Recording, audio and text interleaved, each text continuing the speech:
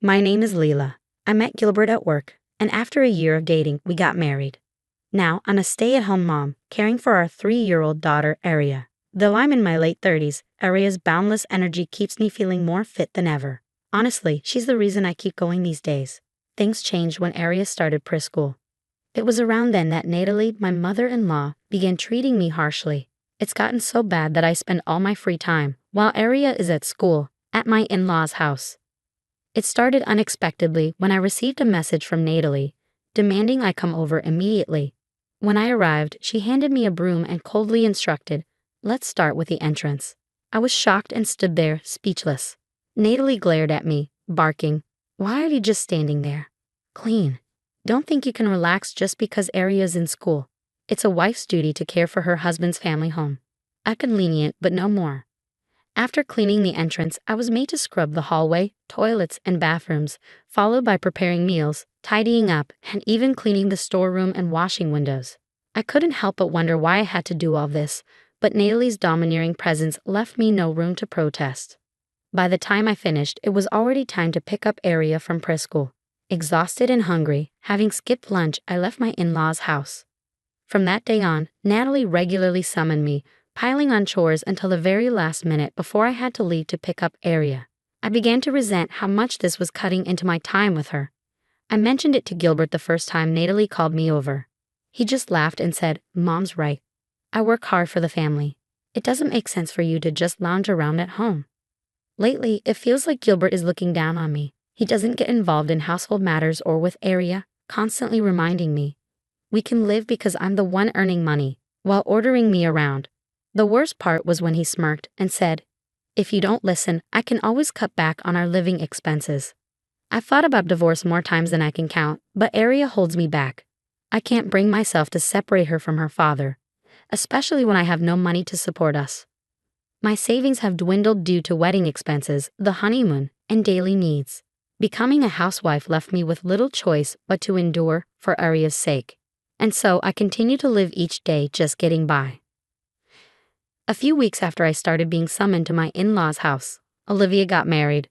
On the surface, that seemed like good news, but her marriage brought me challenges. Now that Olivia was a housewife, she began visiting my in-laws more frequently. She had never been happy that Gilbert and I married before she did, and her resentment was directed squarely at me, not her younger brother. Every time we crossed paths, she would lecture me for nearly an hour, pointing out all the ways I fell short as Gilbert's wife or criticizing my appearance. I used to swallow my pride and nod along, but even that didn't seem to satisfy Olivia. If I'm submissive to Natalie, Olivia must find it laughable. As if Natalie's constant demands weren't enough, Olivia joined in, treating me like her personal maid. On days when I finished cleaning my in-laws' house quickly, she would drag me to her own place to do the same. "Leela, your hair is a mess. Stop walking around with that plain face and put on some makeup. If you keep this up, Gilbert will get bored and look for someone else." One day, after dropping off Aria and rushing to complete errands, I arrived at my in-laws' house only to be ambushed by Olivia at the entrance. "If only you were having an affair, life would be so much easier," she sneered. As harsh as it sounded, a part of me wondered if she was right. There I was, with my hair pulled back in a messy bun, while Olivia stood before me with her hair perfectly curled and her makeup flawless. Her nails were impeccably manicured, and her husband worked at a top-tier company, providing them with a comfortable life. When was the last time I treated myself to a visit to the salon? I couldn't even remember. I'd been putting off getting a haircut for ages. Time and money were luxuries I didn't have. On the days when Gilbert was away, I often got summoned to my in-laws' house. They never called me over when he was around, which made me suspect that Gilbert knew all about it. Each time, I'd leave Aria with my parents and head to my in-laws' place. I'd grown increasingly distant from the people around me, but I still kept in touch with Caitlin, a colleague from work. Caitlin had been my friend since before I started dating Gilbert, and she'd always been a great listener. But I couldn't bring myself to talk to her about my current situation. "Hi, it's unusual for you to call this late. Is Aria asleep?" Caitlin's voice was familiar and comforting, but I couldn't focus on that. "What did you mean by that message?" I asked, not wasting any time. "Huh? Did something happen?" Gilbert was just bragging about it at the party. According to Caitlin, Gilbert had been boasting at an office party earlier that week. He claimed he came home to take care of the cleaning and laundry, and that weekends were dedicated to spending quality time with Aria. I remembered that Gilbert used to help around the house when we first got married, but things changed after Aria was born. Despite repeatedly asking for his help, he never did. In fact, he probably stopped helping long before Aria even came along. It's infuriating that Gilbert is doing nothing at home yet is lying to get praise from others. I felt foolish for putting up with this. Gilbert looks down on me, Natalie and Olivia boss me around, and still I endure it all. As these emotions overwhelmed me, I found myself tearing up, still on the phone with Caitlin. "What's wrong? Are you okay?" Caitlin's voice was filled with concern, and I hesitated for a moment before deciding to confide in her about Gilbert's behavior and the harassment from Natalie and Olivia. "That sounds really tough," she said, and hearing her words of sympathy, my tears flowed even more. Caitlin stayed on the line with me until I managed to calm down. "I'm always here if you need to talk," Caitlin said as I finally composed myself. "But seriously, what's Gilbert trying to achieve with these lies? It's getting late. You should get some rest. Gilbert will be home soon, right?" After a final exchange of pleasantries, Caitlin said her goodbyes and hung up. I realized we had been talking for over an hour. Gilbert had sent a message saying, "The party is still going on, so feel free to go to sleep." Something didn't sit right with me. Why would he lie? Was it for the sake of appearing better? I couldn't quite figure it out. That night, sleep eluded me as my mind raced. I woke up earlier than usual the next morning, and Gilbert still wasn't home. My doubts started to solidify into certainty. "Hey, sorry for the early call, but could you do me a favor?" I reached out to Caitlin with a request. 3 months had passed since then, and life had continued in the same frustrating pattern, being bossed around by Natalie and Olivia. However, the thought of freedom being just around the corner made things more bearable. Today, just as I had anticipated, Gilbert told me he would be late coming home from an anniversary party. "Don't wait up for me," he said, his eyes glued to his phone and wearing his favorite shirt. I forced a cheerful smile and wished him, "Have a great time." When I greeted Natalie with a Merry Christmas, she snapped, "It's your fault we're unprepared for Christmas since you didn't show up on Christmas Eve. Get everything sorted now." Olivia grabbed the Christmas cake I brought and headed to the dining room, where Gilbert was already waiting. They popped a bottle of champagne, raising it in a cheer of Merry Christmas. Even though Aria wasn't with us, she was at her grandparents'. Natalie and Olivia ignored me completely. "Don't forget the roast turkey. It's not Christmas without it," Olivia said as she carried the cake into the dining room. "And make sure dinner is prepared before you leave." Natalie and Olivia kept interrupting me in the kitchen with demands.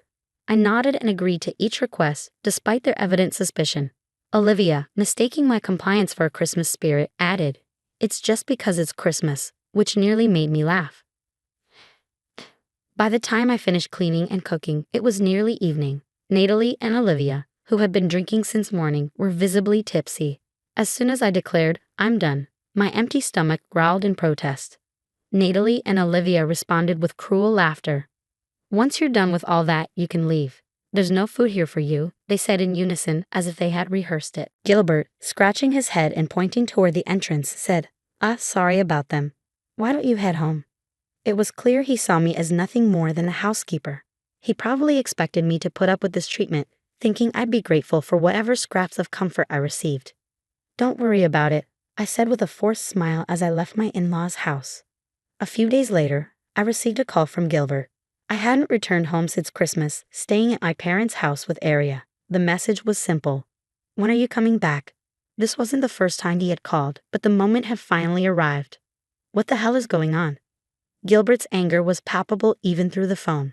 "I'm not sure what you mean. You'll need to explain," I replied, playing dumb. "It's about the documents that arrived. They're from a lawyer. You set this up, didn't you? Stop messing around." I maintained my cold demeanor. Any objections to demanding compensation from a cheating husband? I had indeed sent him a certified letter. With Caitlin's help, I had gathered evidence and enlisted a lawyer to draft the documents. Ever since Caitlin's call, I had suspected Gilbert was having an affair. Reflecting on it, his late nights after I became pregnant with Aria seemed increasingly suspicious. He always claimed he was working overtime, but I began to wonder if that was just the cover.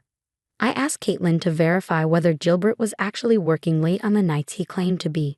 Despite the inconvenience, Caitlin agreed to help and had been monitoring him. My suspicions were confirmed. Gilbert was indeed involved with a colleague. His claims of being a dedicated family man who managed household chores were likely an attempt to impress his affair partner, who seemed to idealize such a husband. The photos Caitlin provided were damning, but I had also placed a voice recorder in Gilbert's bag during our anniversary party. The recordings of his conversations with a colleague left no room for denial. On the other end of the line, Gilbert was scrambling to come up with an excuse, but as soon as I played the recording, he fell silent. By the way, I also filed a claim against her, I said, adding more to his discomfort. She begged me for forgiveness because we're breaking up, but I'm showing no mercy. It seems you were the only one truly committed here. I pressed further, oh, and could you let Natalie and Olivia know that their mockery only has a day left? What? What are you talking about? Gilbert's voice faltered at the mention of Natalie and Olivia.